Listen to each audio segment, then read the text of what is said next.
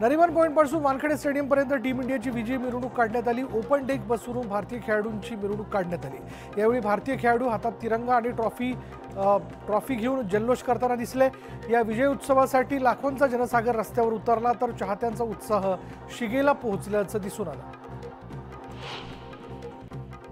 Team इंडियाच्या स्वागतासाठी मुंबईच्या मरीन ड्राईव्ह परिसरात चाहत्यांचा महासागर पाहायला मिळाला।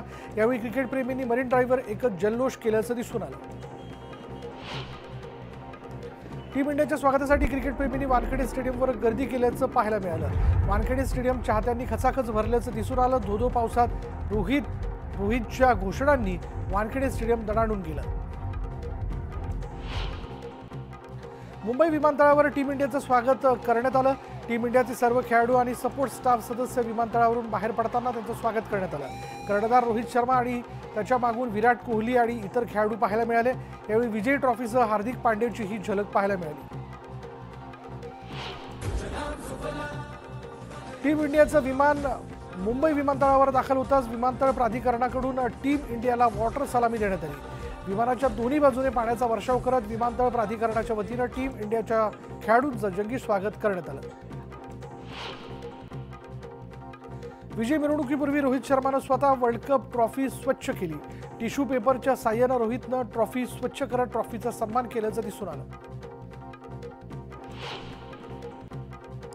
भारतात पोहोचताच विजयाचा जल्लोष करत रोहित शर्मा, सूर्यकुमार यादव आणि यशस्वी जयस्वाल यांनी भांगडा नृत्य केल्याचं पाहायला मिळालं। त्यांच्या डान्सचा व्हिडिओ सोशल मीडियावर व्हायरल झाला। चाहत्यांनी या व्हिडिओला प्रचंड प्रतिसाद दिला। टीम इंडियानं पंतप्रधान नरेंद्र मोदींची भेट घेतली आणि या भेटीदरम्यान मोदींनी सर्व खेळाडूंचं कौतुक करत त्यांच्यासोबत काही हलके फुलके क्षण घालवले। मोदींनी संपूर्ण विश्वचषकातील दौऱ्याबाबत खेळाडूंच्या भावना जाणून घेतल्या। यावेळी त्यांनी सर्व खेळाडूंचं अभिनंदन करत कौतुक केलं। बीसीसीआय निवड समितीचे अध्यक्ष रॉजर बिन्नी, सचिव जय शहा यांनी टीम इंडियाची जर्सी पंतप्रधान नरेंद्र मोदींना भेट दिली आहे। या जर्सीचा क्रमांक 1 असून त्यावर नमो असं लिहिलंय। भारतीय क्रिकेट नियामक मंडळाने पंतप्रधान नरेंद्र मोदींचे आभार मानणारी पोस्ट ही सोशल मीडियावर शेअर केली। मोठ्या संख्येने आलेल्या चाहत्यांमुळे मरीन ड्राईव्ह परिसरात ट्रॅफिक जाम झालं होतं आणि या ठिकाणची वाहतूक पूर्णपणे ठप्प झाली होती। अशा परिस्थितीत चाहत्यांनी रुग्णवाहिकेला रस्ता दिला। मुंबईकरांची सामाजिक बांधिलकी यातून दिसून आली। आणि छत्रपती मुख्यमंत्री एकनाथ शिंदे यांनी टीम इंडियाचं अभिनंदन केलंय। इंडियन क्रिकेट टीमच्या स्वागतासाठी उपस्थित असलेल्या चाहत्यांची गैरसोय होऊ नये यासाठी मुख्यमंत्र्यांकडून पोलीस आयुक्तांना निर्देश देण्यात आले होते। गर्दीमुळे वाहतूक विस्कळीत होऊ नये यावर विशेष लक्ष देण्याच्या सूचना मुख्यमंत्र्यांनी दिल्या। जेव्हा भारत जिंकला तेव्हा फार मोठा जल्लोष या देशात पाहायला मिळाला। अनेक वर्षांनंतर भारताचं स्वप्न पूर्ण झालं। आपण विश्वकप जिंकला। देशात सर्वत्र आज उत्साह पाहायला मिळाला। नागरिकांनी खेळाडूंचं जल्लोषात स्वागत केलंय।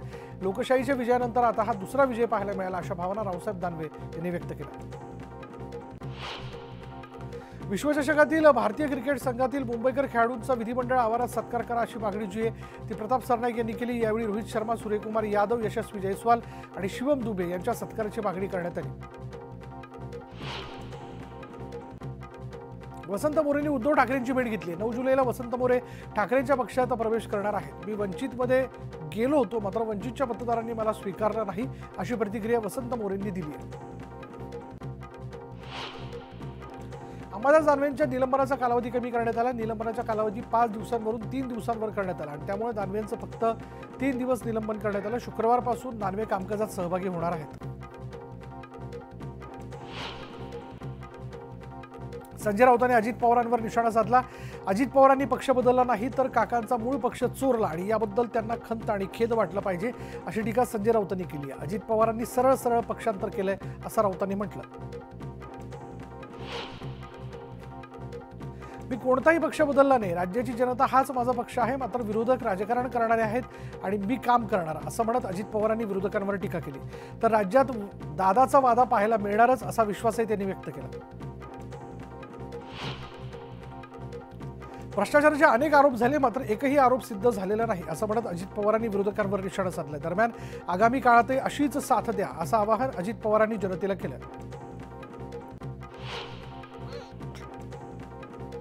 अजित पवारांच्या व्हिडिओवर सुप्रिया सुळेंनी प्रतिक्रिया दिली। अजित पवारांवर भ्रष्टाचाराचे आरोप फडणवीसांनी केले आणि त्या आरोपांवर आता भाजपनं उत्तर द्यावं असं सुप्रिया सुळेंनी म्हटलं। बुलढाण्यातील भाजप तसंच शिवसेना ठाकरे गटाला खिंडार पडलं। भाजप नेते अर्जुन दांडगे तसंच ठाकरे गटाचे माजी जिल्हा परिषद सदस्य यांच्यासह असंख्य पदाधिकाऱ्यांनी शिवसेनेत पक्षप्रवेश केला। मराठा आरक्षण आंदोलक मनोज जरांगे येत्या 6 जुलैपासून मराठवाड्यात जनजागृती शांतता रॅली काढणार आहेत। या रॅलीमध्ये जवळपास 2.5 ते 3 लाख मराठा समाज बांधव सहभागी होतील। या रॅलीसाठी हिंगोलीत जय्यत तयारी करण्यात येते। इंदापुरात हर्षवर्धन पाटलाच्या कार्यकर्त्यांनी विमान चिन्ह आणि आमचं ठरलंय अशा आशयाचे बॅनर लावलेत। या बॅनरच्या बाजूला आता दत्तामामा भरणेंच्या कार्यकर्त्यांनी आपणच फिक्स आमदार हॅट्रिक पूर्ण करूया अशा आशयाचे बॅनर लावलेत आणि त्यामुळे आता हर्षवर्धन पाटील आणि दत्तामामा भरणे यांच्या कार्यकर्त्यांमध्ये चढाओढ पाहायला मिळते। जगद्गुरू संत तुकाराम महाराज यांच्या पालखीचा 7वा दिवस आज पालखीचा मुक्काम दौंड तालुक्यातील वरवण गावात असणारे ही पालखी पुणे सोलापूर महामार्गावरून जात असताना संपूर्ण महामार्ग भक्तिरसात तल्लीन झालेला पाहायला मिळाला। संत एकनाथ महाराजांच्या पालखी सोहळ्याची वाट बिकट झाली आहे। बीड जिल्ह्यात पैठण पंढरपूर पालखी मार्गाचं काम हाटकरवाडी गारमाथा दरम्यान रखडल्यानं वारकऱ्यांना त्रास सहन करावा लागतोय। जे काम झालं तेही निकृष्ट दर्जाचं असल्यानं नाथांच्या पालखीची वाट सुखकर कधी होणार असा सवाल केला जातोय। पंढरपुरात विठ्ठल आणि रुक्मिणीचं दर्शन घेतल्यानंतर लाखेचा चुडा घालण्याची पद्धत आहे। रुक्मिणी मातेचा आशीर्वाद म्हणून लाखेचा चुडा घातला जातो। आषाढी एकादशीच्या पार्श्वभूमीवर पंढरपुरात हे लाखेचे चुडे बनवण्याची लगबग सुरू आहे। स्पीकर ऑन करून बोलताना अचानक मोबाईलचा स्फोट होऊन आग लागल्याचा प्रकार नांदेडमध्ये घडलाय आणि या दुर्घटनेत कोणालाही इजा झालेली नाही। ओव्हरहीटमुळे हा स्फोट झाल्याचं सांगण्यात येतं।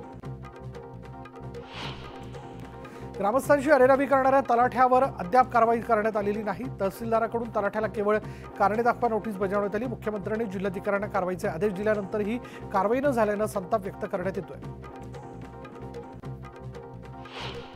मुख्यमंत्री माझी लाडकी बहीण योजनेची कागदपत्र काढण्यासाठी लातूरच्या तहसील कार्यालयातील सेतू सुविधा केंद्रात महिलांची गर्दी पाहायला मिळाली।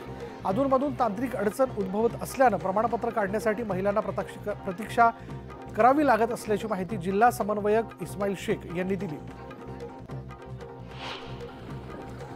नंदुरबारच्या शहादा तालुक्यातील डामरखेडा पुलावरून अवजड वाहतूक बंद केल्यानं ही वाहतूक जवळच्या भादे गावामार्गे जात आहे आणि या छोट्या रस्त्यावरील पाईप अनेक ठिकाणी फुटल्याचं चित्र असून वाहनांना मोठी कसरत करावी लागते। अवजड वाहनांमुळे हे पाईप फुटल्याचा आरोप करण्यात येतोय। यवतमाळच्या उंबरखेड इथल्या अकोली फाटा रस्त्याची प्रचंड दुरावस्था झाली आणि त्यामुळे ग्रामस्थ आणि शालेय विद्यार्थ्यांना मार्ग काढणं अवघड ठरतंय। पावसाळ्यात हा रस्ता पूर्णतः चिखलमय झाला असून निसरड्या रस्त्यावरून जाताना विद्यार्थी अनेकदा घसरून पडतात। एखादी दुर्घटना होण्याआधी प्रशासनानं हा रस्ता दुरुस्त करावा अशी मागणी करण्यात येते। मनोज जरांगे पाटील यांच्या कुटुंबाला Z+ सुरक्षा द्यावी अशी मागणी उदगीर तालुका सखल मराठा समाजाच्या वतीनं करण्यात आली। सध्या अंतरवाली सराटी इथे ड्रोन कॅमेराद्वारे लक्ष ठेवले जाते। मुख्यमंत्र्यांनी आश्वासन दिल्यानंतर ही आषाढी वारी सोहळ्यादरम्यान इंद्रायणी नदीच्या प्रदूषणामध्ये कसलीही सुधारणा झालेली नाही। इंद्रायणीमध्ये रसायनयुक्त पाणी सोडल्यानं नदीमध्ये फेस येण्याचं प्रमाण सातत्यानं वाढत आहे। त्याविरोधात महाविकास आघाडीनं टाळ मृदुंग वाजवून सरकारचा निषेध केला। खतांचा वापर कमी आणि उत्पादन खर्च कमी करण्याबरोबरच वेळेची बचत करण्याच्या उद्देशाने सांगली कृषी विभागाकडून ड्रोनच्या माध्यमातून खत फवारणी मोहीम हाती घेण्यात आली। प्रायोगिक तत्वावर जिल्ह्यातील 1000 एकर क्षेत्रावर नॅनो युरिया आणि DF खतांची फवारणी करण्यात येते। छत्रपती संभाजीनगर जिल्ह्यामध्ये पावसानं उघडीप दिल्यानंतर शेतकऱ्यांनी अंतर्मशागतीला सुरुवात केलेली आहे। मोठ्या प्रतीक्षेनंतर आलेल्या पावसानं कोवळ्या पिकांना जीवदान मिळालंय आणि त्यामुळे शेतकरी कोळपणी खत पेरणी खुरपणी करण्यात व्यस्त आहेत। दोडामार्ग तालुक्यातील केर मोर्ले घोडगे बाबर्डे या गावात हत्तींनी हैदोस घातला। हे हत्ती शेतकऱ्यांच्या अंगणात येऊन पिकांचं नुकसान करतात। सावंतवाडीचे उपवनर संरक्षक नवकुमार रेड्डी यांनी घटनास्थळी जाऊन नुकसानीची पाहणी केली आणि शेतकऱ्यांशी संवाद साधला। हत्तींचा कायमस्वरूपी बंदोबस्त करण्यासाठी हत्ती पकड मोहीम राबवण्याची एकमुखी मागणी करण्यात आली। मुंबई नाशिक महामार्गावर रोजच होणाऱ्या वाहतूक कोंडीपासून सुटका व्हावी म्हणून शहापूर पोलिसांनीच रस्त्यावरचे खड्डे भरल्याचं दिसून आलं। महामार्गावरील वासिन आसनगाव दरम्यान रोजच होणारी वाहतूक कोंडी सोडवताना पोलिसांना मोठी कसरत करावी लागत होती। अखेर कोंडी सोडवण्यासाठी पोलिसांनीच पुढाकार घेत मुरुम भरून खड्डे बुजवून टाकले। गडचिरोली जिल्ह्यातल्या अहेरी विधानसभा क्षेत्रात झालेल्या भूखंड घोटाळ्याकडे सरकारचं लक्ष वेधण्याकरता गडचिरोली जिल्हाधिकारी कार्यालयासमोर माजी जिल्हा परिषद अध्यक्ष अजय कंगडालवार यांनी आमरण उपोषण सुरू केलंय। गेल्या अनेक वर्षांपासून भूखंड घोटाळ्या संदर्भातील तक्रारी होऊनही सरकार याकडे दुर्लक्ष करतं। बीड तालुक्यातील श्री क्षेत्र बेलेश्वर संस्थानचे महंत तुकाराम भारती महाराज यांना धमकी आणि शिवीगाळ करण्यात आल्यानं बीडच्या लिंबा गणेश इथले नागरिक आक्रमक झाले। आरोपीला तात्काळ अटक करावी या मागणीसाठी रास्ता रोको करत अहमदनगर राष्ट्रीय महामार्ग अडवण्यात आला।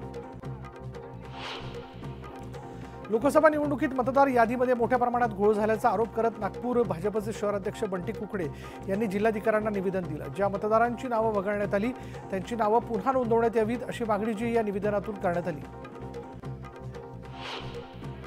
गेल्या अनेक वर्षांपासून रखडलेल्या नगर मनमाड महामार्गाचं काम लवकरात लवकर करावं अशी मागणी करत शिवसेना ठाकरे गटानं अहमदनगरच्या राहुरीत रास्ता रोको केला। येत्या 12 दिवसात शिंगणापूर फाटा ते राहुरी कॉलेजपर्यंतच्या रस्त्याचं काम केलं नाही तर आंदोलन आणखी तीव्र करण्याचा इशारा देण्यात आला। चंद्रपूर शहरातील गजबजलेल्या रघुवंशी व्यापार संकुल परिसरात मनसैनिकावर गोळीबार झाल्याची घटना घडली। महाराष्ट्र नवनिर्माण कामगार सेनेचे जिल्हाध्यक्ष अमन अंधेवार यांच्यावर अज्ञात युवकानं गोळीबार केला। या घटनेनंतर अंधेवार यांना उपचारासाठी नागपूरला रवाना करण्यात आलं तर पोलिसांकडून हल्लेखोराचा तपास सुरू आहे।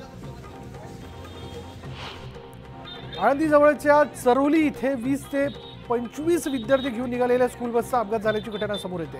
ही बस इंद्रायणी नदीत कोसळता थोडक्यात बचावली। बसचं चाक पुलाच्या बॅरिकेडिंगमध्ये अडकलं, अन्यथा विद्यार्थ्यांसह ही बस नदीत बुडाली असती।